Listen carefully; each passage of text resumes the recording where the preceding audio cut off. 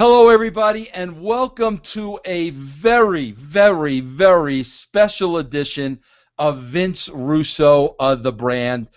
Listen, I felt the need to have to do this and to do it live. Listen, if you know me, you know that I don't like to see people down and out, and the luck's a little down, the spirits are a little down, and this is an attempt to try to lift up a soul that I know just had a monumental impact on professional wrestling, a soul that entertained people of all ages for years and years and years. But then suddenly, the calls weren't coming as frequently as they once were. The popularity may be waning just a bit, but I'm talking about after 2 decades of being on top of the wrestling business.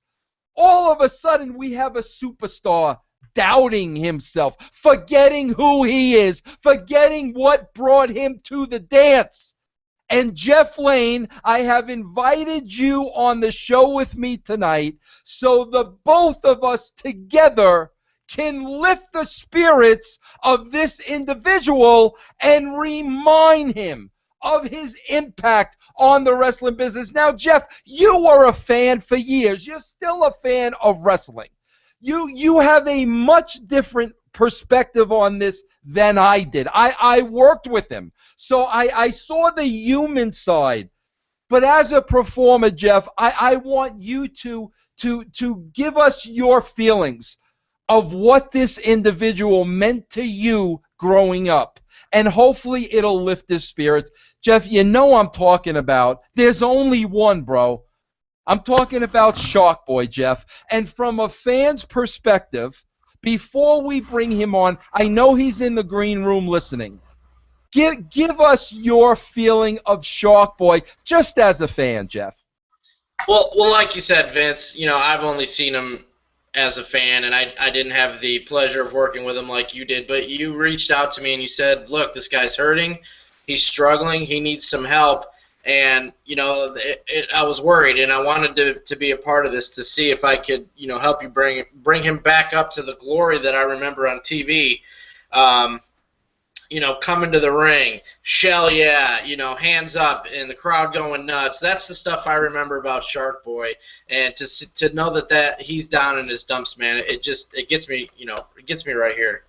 Okay, well, Jeff, just keep in mind. I don't know exactly where he is mentally. I've heard through the grapevine he's been hanging out at the top of a lot of bridges lately. Now, I don't know if he just wants to go for a swim like he usually does, or he's got other intentions. So we need to really handle this with kid gloves. I'm going to call him in now from the green room.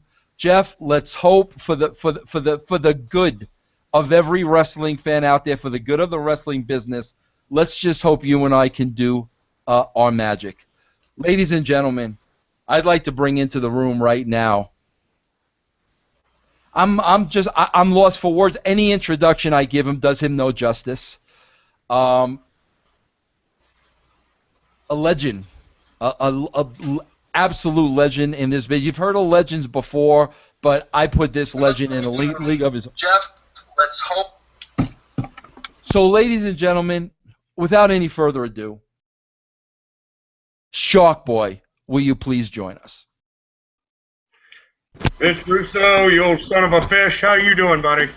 I'm doing all right, Shark, but listen, I'm worried about you. Are you drinking again now? I'm having a couple of Sharkwisers just to get in the spirit of things tonight.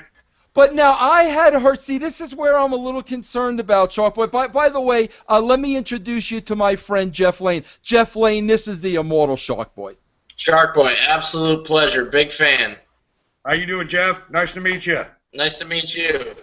Now, Shark, I'm a little concerned because I heard that you were on the wagon for years and years and years. You had cleaned up your act. You had put down the Sharkwises, But then all of a sudden, I'm hearing from insiders and people that know you, the last couple of months, you're back on the booze. Who knows what else you're doing over there? Feeling a little down, feeling a little blue. Bro, what's going on with you, man? Vince, I tell you, I tried to do the right thing. I really did. I tried really hard, but you know as well as I do, this business beats you up. I'm not just talking about physically in the ring. I'm talking about backstage. I'm talking about politics. I'm talking about all of it. It beats you up. And frankly, I've gone back to drinking like a fish. Okay, now, Sharp Boy, listen, listen, for our sake, just slow down the can a little bit. Slow down the can. Listen, you know it's a tough business. But how many times, bro, were you way out drowning deep in the middle of the deep blue sea, only, right, bro, to swim back up to that surface, to get back up your hind scales, back to the top of the wrestling business? I've seen you do it time and time and time again. You know you can. What's different about this time?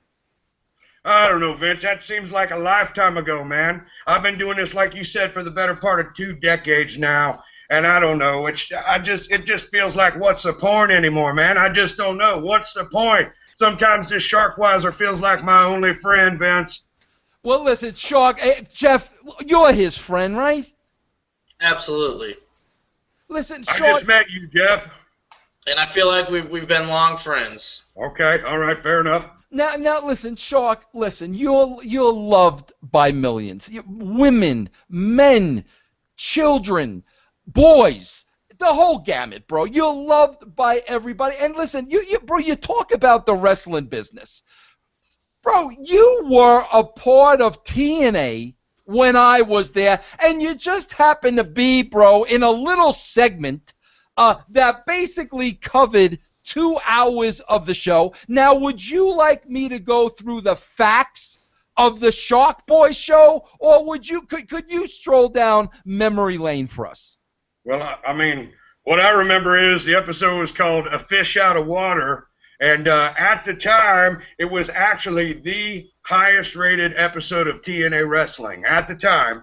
And I just remember the whole thing was centered around the fact that I had been beaten to the point where I was basically in a coma. I was out cold, and at the end of the episode, I woke up and I spoke for the very first time on TV. And I tell you, that was one of my favorite moments of my career right then, Vince Russo. That was one of the all-time highlights of my career, and that was a fun time right then in wrestling. Old Shark Boy still had his smile back then. You know what I mean? Well, Shark Boy, listen, I know.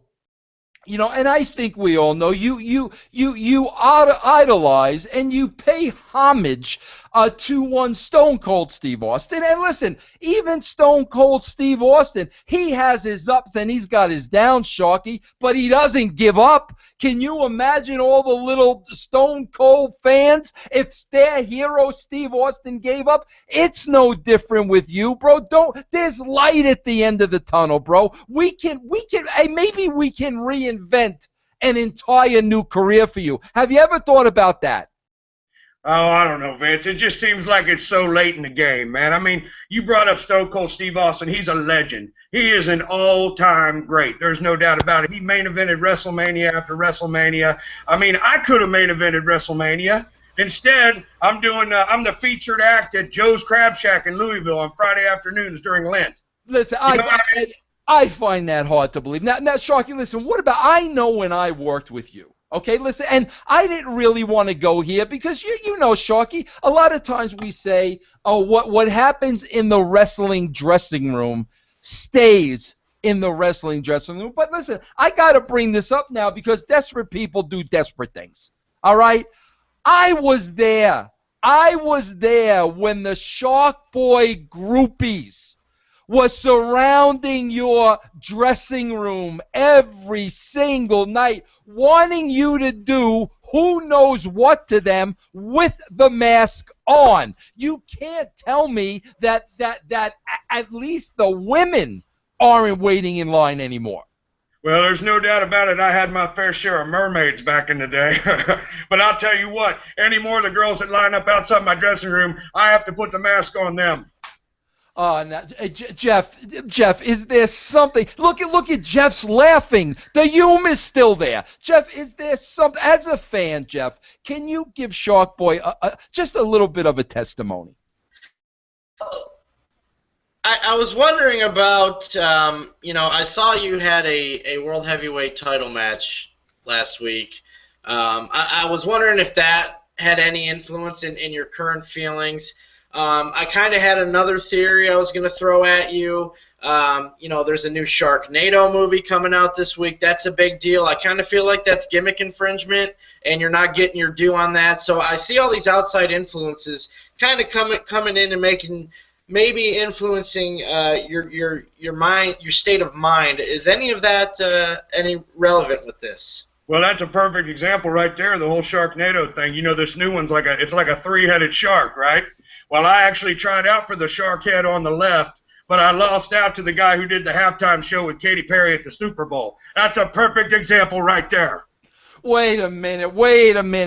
Listen, you know what I call that, Shark Boy? I call that bad casting. And you know what else I call? I know you were. Jeff talks about you being in a championship match just a couple of weeks ago over there on TNA. I don't think there's any doubt in anybody's mind that you should have been the one on last and going over. Did you not remember the old Shark Boy with his list of demands? You used to give Vince Russo the list of demands. Vince, right. Baby, I'm not going on unless I'm on last, and I'm going over, and that's the bottom line. Remember those days? What happened to that guy? I remember those days, Vince. It's like I said, man. I feel like I could have been the world heavyweight champion, and now I just weigh heavy. I'm not the world heavyweight champion. I just weigh heavy. There's a difference, Vince. I mean, one of those segments on TNA, all they had me do for the whole segment was eat donuts. I don't even like donuts, Vince. Man, your nose is getting redder by the minute. I don't know if it's my computer screen. Jeff, are you seeing the same thing? I'm seeing it, and I swear I just saw a donut. I don't know. These are not donuts. These are dietary supplements. All right, My mistake. Okay, let's regroup here, Jeff, because I don't feel comfortable that we're getting anywhere with them. Okay, listen, I'm going to bring this up again. I'm going to bring this up slowly. I'm going to explain myself. Now, a lot of celebrities, a lot of, rock and roll stars, a lot of movie stars, a lot of times they have to reinvent themselves. In other words, they were over huge, like you were, Shark Boy, but then they reinvent themselves and go over even to a higher level than they were before. It's almost like when the Beatles made Sgt. Pepper. They reinvented themselves and went to the next level musically. Are you familiar with Sgt. Pepper? Absolutely. Sgt. Pepper, Sergeant Slaughter, I know them all. Yep. Okay, good comparison right there. So now, listen, I'm going to bring up another musical group, and I hope you're familiar with them. Are you familiar with a group called KISS? I love KISS. KISS is one of my favorite bands too, man. I've seen them in concert. They are a fantastic band. Love them. Okay, beautiful. Now we're on the same page. Now, Shark Boy, there was a time around 1983 where KISS, the career was floundering a little bit, and pardon the pun. I don't mean to have fun at your expense, but it was a shark reference right there. That was a shark reference. Well, it came to mind. The word came to mind. The career was floundering a little bit. So they made the decision. They were going to go on MTV Live, kind of like this show is right now live, and they were going to come on the show, reveal themselves for the first time, no makeup. They'd been a band together for about a dozen years at that point. In front of the world, they were going to show their true identities. Do you know what I'm talking about, Sharky? I do know what you're talking about. I don't remember if I watched that live when it happened, but I sure did hear about it, and I sure did see it later on. Shark Boy, huge moment in rock and roll. Huge moment. Do you remember what happened yesterday by any chance? No. Okay, let's get back to the KISS thing. So you know what I'm talking about. We're on the same page. Now, Shark Boy, I never thought I'd be saying this. But when did you get into the wrestling business? I had my first match in 1997, Vince. 1997. And you know what, Vince? I could have been the next John Cena, but instead I became more like the next John Lovitz. Okay, hold on right there. Don't be insulting yourself like that. That doesn't help anybody. Jeff, I mean, will you tell him? Well, I like John Lovitz, so I didn't see that as an insult. Okay, well, let's get back to the matter at hand anyway. So Shark Boy, we're almost 20 years in at this point, correct? That's right, yeah, coming up on 20 years real soon, yep. Okay, now, in the 20 years, listen, you can't doubt this. You've achieved a lot of greatness. The Shark Boy is known wherever he goes. As a matter of fact, Shark Boy, I hate to bring this up, and I'm not really going to get into details, but one of the highlights in your career, let's face it, when you were at the top of your game, was you single-handedly took down a corporate conglomerate who tried to play off your name. I don't want to get too far into that, but hey, you went toe-to-toe with one of the biggest corporate identities in the world. Is that true? I have no comment. Okay, beautiful. So we can't go anywhere from that. There's nowhere to go. Would you agree with that? Hell no, nowhere to go. Okay, so maybe we need to start thinking about reinventing ourselves. Have you ever considered this? I mean, Vince, I'm all ears, man. I mean, let's face it. I could have been a pro wrestling Hall of Famer, man. Instead, I would do appearances at children's birthday parties between the bouncy house and the petting zoo. I mean, you tell me, what's your idea? Well, with that outfit, it also looks like you might do some charity work at ball dancing events. Is that true? At what? Ball dancing events with that shirt you're wearing in there. I don't know what's going on with the look over there. It's Monday night. I'm off work. I don't have anything to do tonight. All right, listen. Let's get back to the matter at hand. Jeff, what do they call it? An intervention, right? This is like an intervention now, okay? Shark Boy, me and Jeff spoke about this before we came on the air. I kind of bounced this off a few members of the brand whose opinions I highly respect.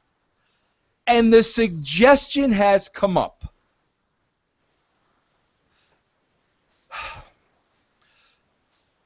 Okay, Deep breaths. I'm looking for the right words. I'm waiting here with bated breath. What is it, Vince? Well, the suggestion has come up that after 18 years, in order to reinvent yourself and get to the next level, in other words, you're Sergeant Pepper. Right. My Sergeant Slaughter. Go on. Maybe it's time to remove the fin. You mean like cut the fin off the top of the... What do you mean? Take the fin off the mask? No, we're talking about... Remember, I Kiss. I used Kiss as an example. Yeah, Kiss. We saw the Demon, and we saw Gene Simmons. We saw the Star Child, and we saw Paul Stanley. Right. What if we see Shark Boy takes off the fin, and we see... Boom! Whoa. Vince. Have you been drinking too? Are you drinking right now? Listen, Sharky, I'm totally straight. Listen, this is like, you know the old Charlie Brown television show?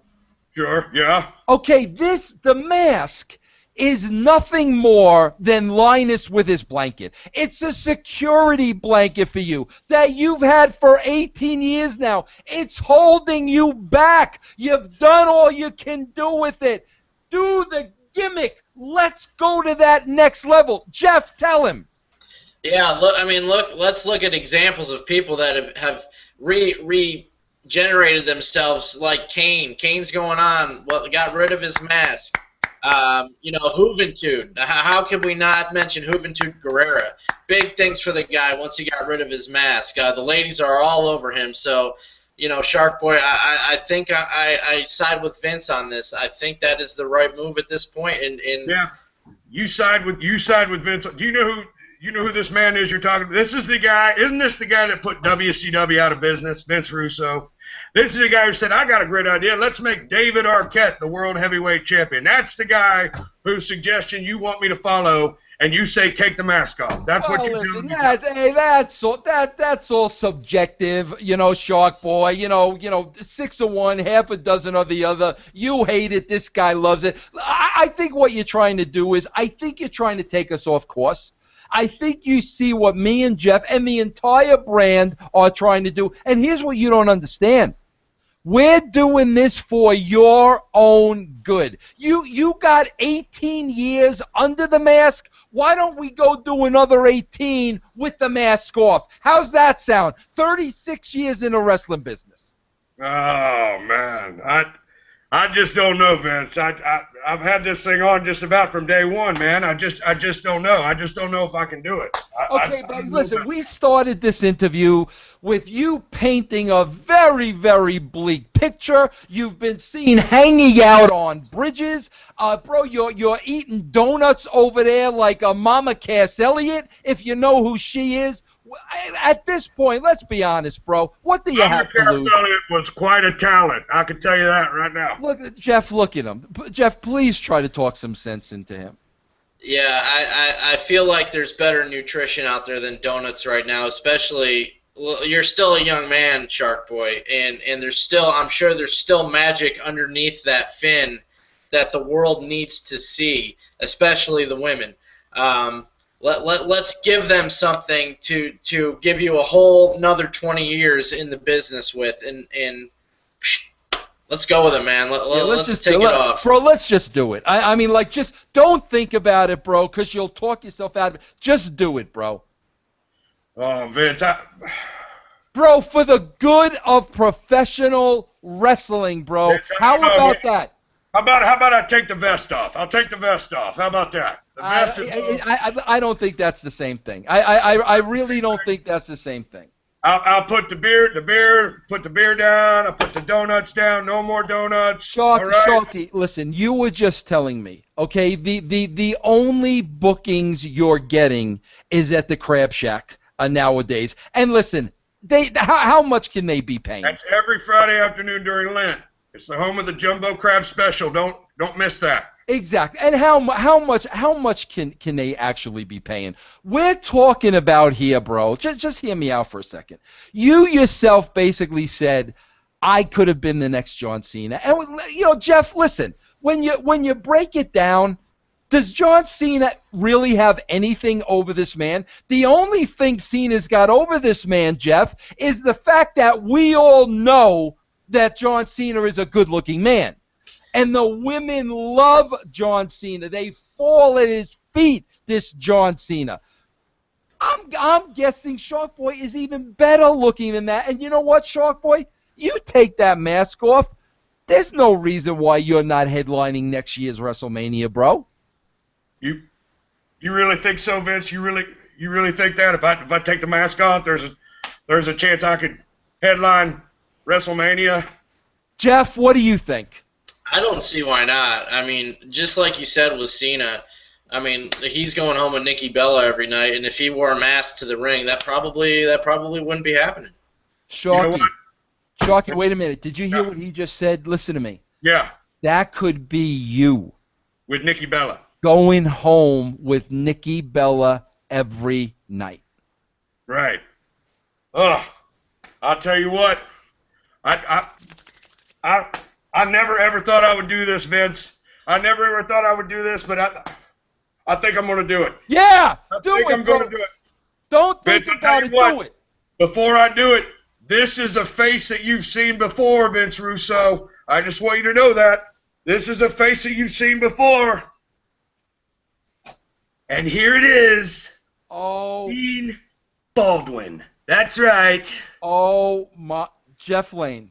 Listen, here's where you and we do our best. Michael Cole, JBL. You be JBL because like I almost threw in my mouth saying I'll be JBL. I'll be Michael Cole. Let's do our best impression.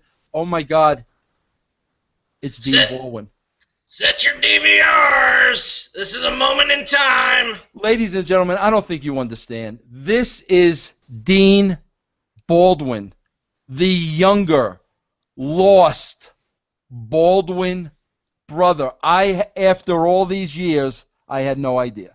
Well, Vince, you were talking about earlier Shark Boy hanging out at the top of bridges. No, no, no. Dean Baldwin hangs out with Jeff Bridges. Okay? That's the lifestyle Dean Baldwin lives. And this whole time, I've been playing this buffoon Shark Boy. So I want to thank you very much for freeing me from this character.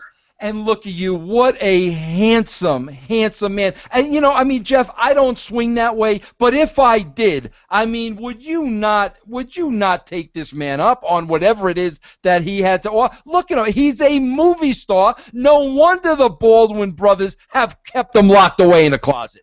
Absolutely. If I looked like that, I wouldn't need to come up with these ridiculous pickup lines. And look at him sipping on that drink, and he's got a cigar now. Like, I'm jealous already.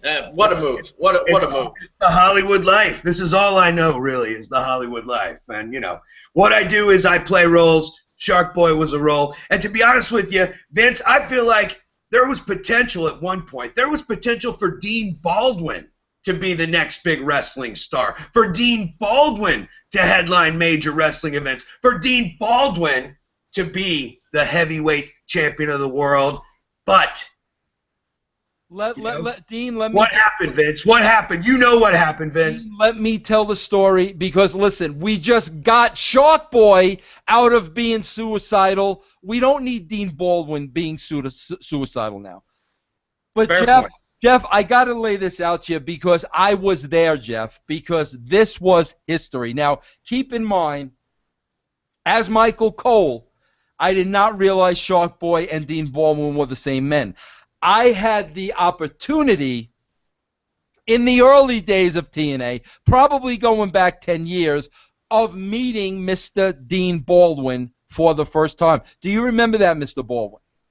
I do remember that, Vince. I do. The pleasure was all yours. I remember. Absolutely was. And I got to tell you this, Jeff, and I know, Dean, just don't go over the edge. Let me explain the story, and then we'll come back to you. But Jeff, listen, maybe I killed WCW. Yeah, it's arguable. The David Arquette thing. But I got to be honest with you, Jeff. He's a really good friend of mine, Vince. I would have put the belt on him too. Okay, well, but aside from that, Jeff, perhaps my biggest blunder. Okay, and I'm gonna. People say I don't take responsibility for my bad ideas. I'm gonna take responsibility right here because I, Jeff, almost single-handedly killed Dean Baldwin, and I'm gonna tell you what happened.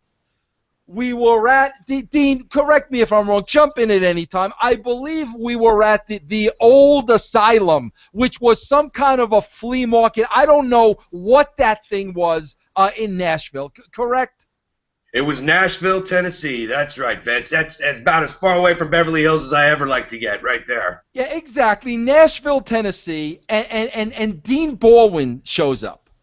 So now, the minute I see Dean Baldwin, Jeff, I mark out, I'm like a 3-year-old girl running up to him, asking him for his autograph, and I know somehow, some way, I got to get this Dean Baldwin on TV. If I can get Dean Baldwin on TNA at that time, I'm talking about putting the company on the map. Would you agree with that, Dean? Oh, there's no doubt about it. Why? Because I'm a Baldwin, that's why. Yeah. Exactly. Okay, so now, Jeff, as the writer of the show, I'm looking for a spot that we could put Dean Baldwin in. Oh, boy. The same night, Jeff,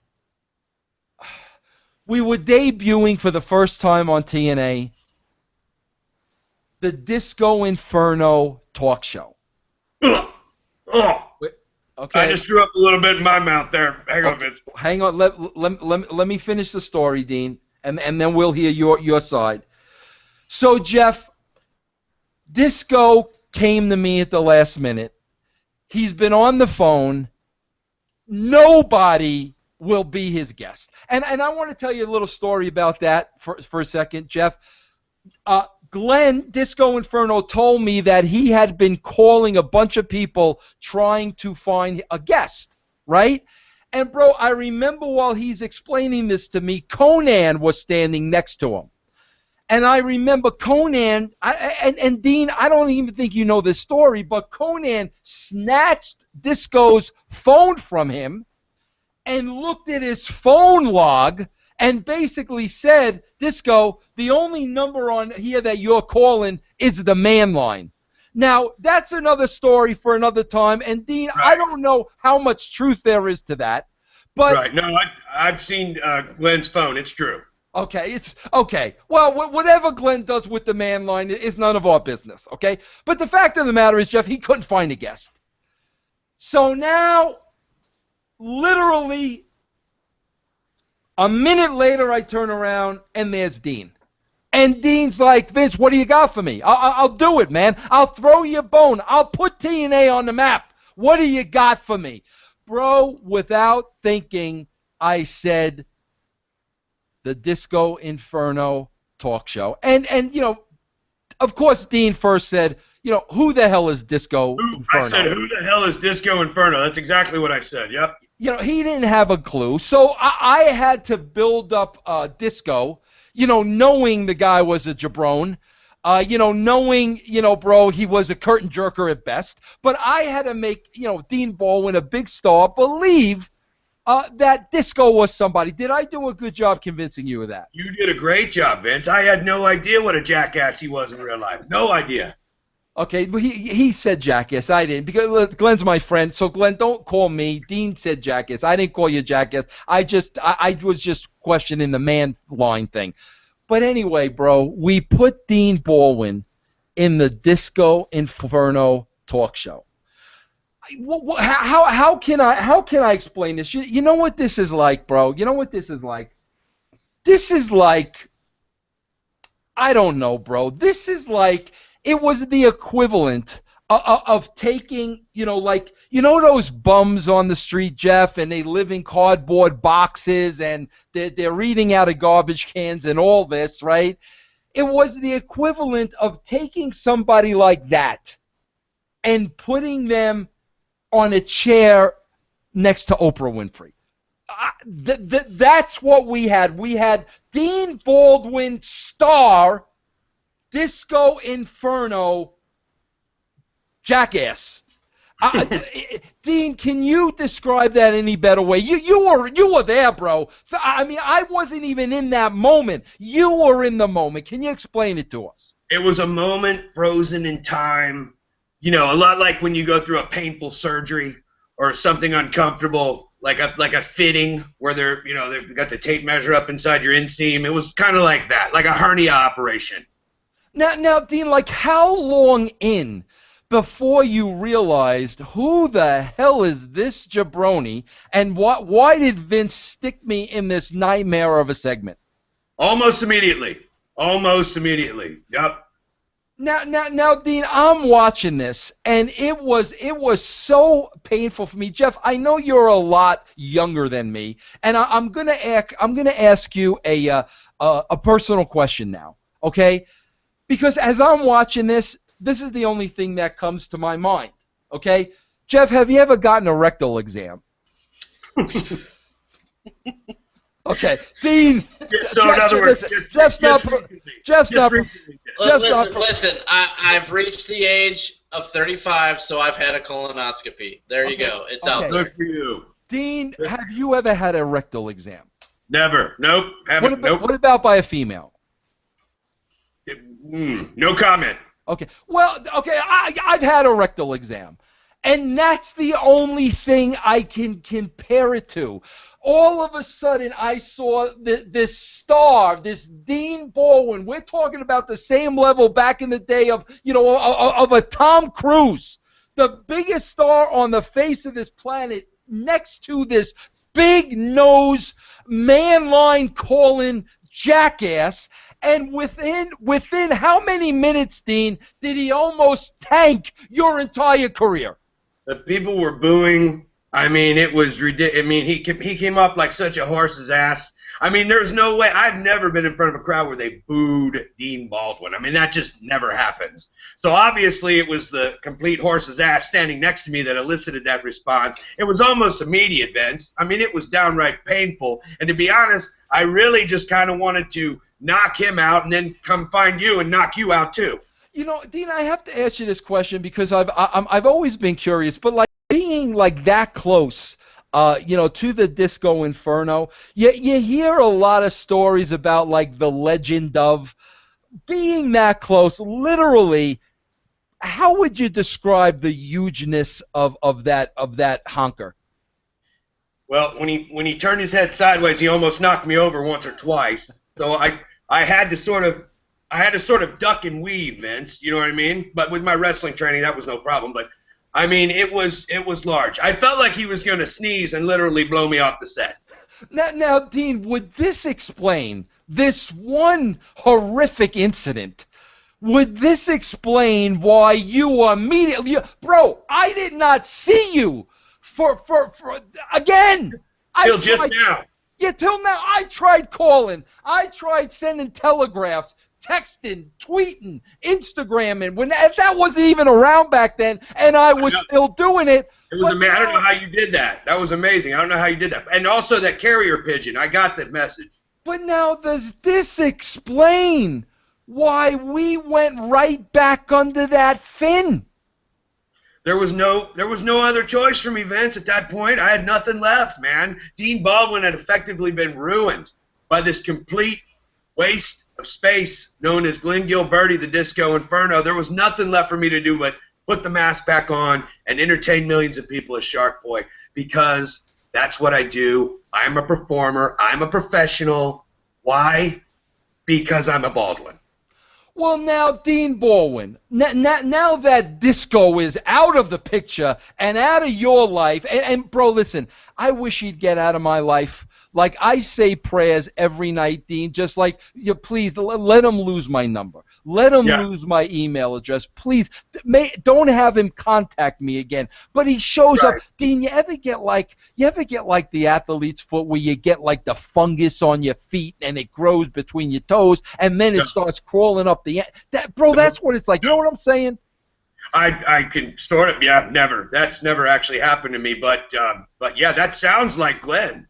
Yeah, it is, but now that he's out of your life, now do you think we can really give this Dean Baldwin the shot that he always deserved, that I always thought he warranted? I don't know, Vince. Maybe it is. Maybe the time is right. Maybe it's time for Dean Baldwin to take over. You know what, Vince? I would like to leave it up to the wrestling fans. That's what I would like to do. I'd like to leave it up to them. What you can do is you can get on Twitter. You can go to the Twitter @SharkBoyNet, and you can let me know if you want to see Dean Baldwin or you want to see Shark Boy. That's what I want to know. What do the wrestling fans want? I want to hear from everybody out there except for Glenn Gilberti. Well, maybe at the same time, in conjunction with that poll, maybe we can start our own little poll here on VinceRussoBrand.com. Do we never, ever want to see Glenn Gilberti again? I mean, I think that's a fair question. That's good. That's good. What do you think about that, Dean? I think we already know the answer, but yeah, that's good. Let's open it up to the fans. Who wants to see Glenn Gilberti never again? Yeah.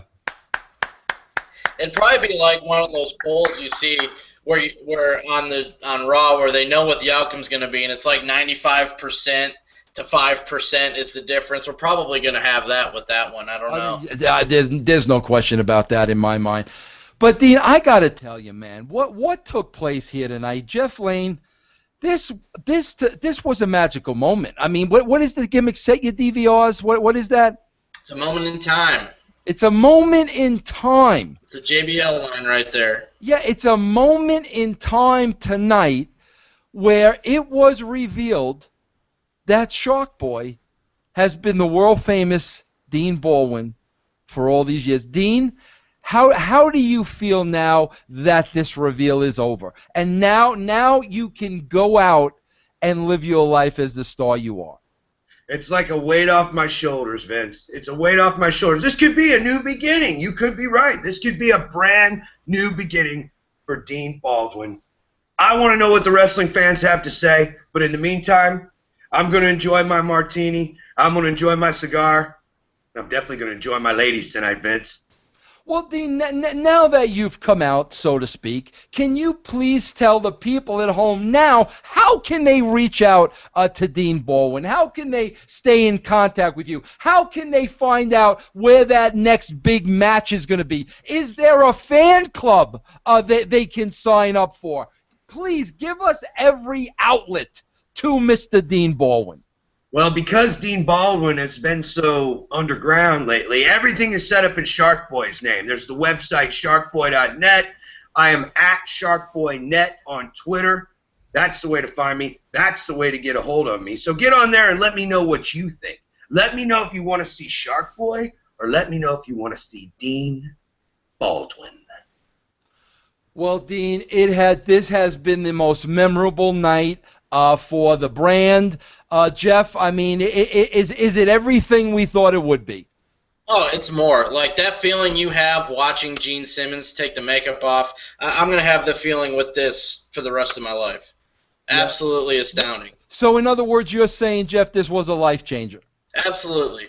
Not just for me, but knowing that Dean's out there now and is going to become an absolute superstar, and we saw it begin right here, getting past the whole disco tragedy. It's just they need to do a whole, like 2020 special or Nightline on this. It's just going to be that big. And I'm telling you right now, Dean, between you and me, obviously I hope you have the right agent because, I'm not in the business anymore. You're going to have the right agent. But, bro, between you and me, I'm throwing this out there at you now, Dean. I'm already seeing 3-way, SummerSlam, Brock Lesnar, Undertaker, Dean Baldwin. Why don't we start there, bro? Why don't we just start there?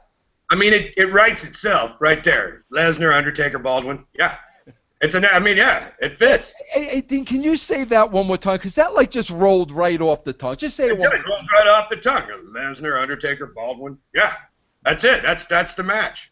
Money. And that is money. And Dean, listen, Shark, Dean, I want to thank you for the honor and the privilege not only of joining us here tonight and giving us this life-changing moment, but bro, I want to thank you for being the person that you were all those years that I worked with you. You were one of the easiest, kindest, most respectful superstars that I ever had the privilege of working with, and I've never been able to tell you that before, so I'm glad I have that opportunity now.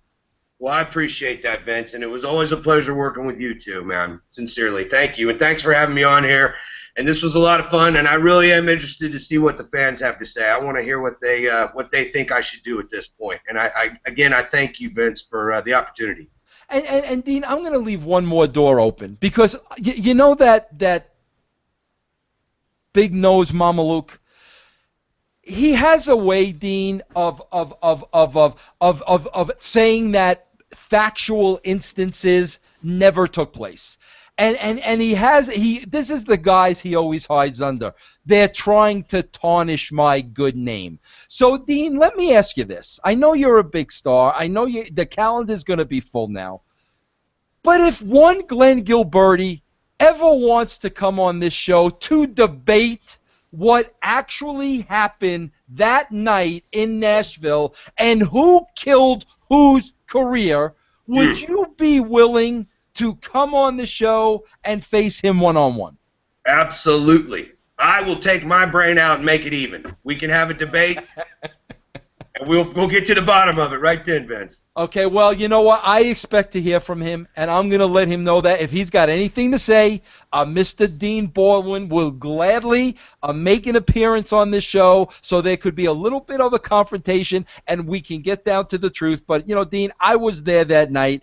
I know what happened. He hid you behind the mask for the 10 years, and I want to apologize for Glenn.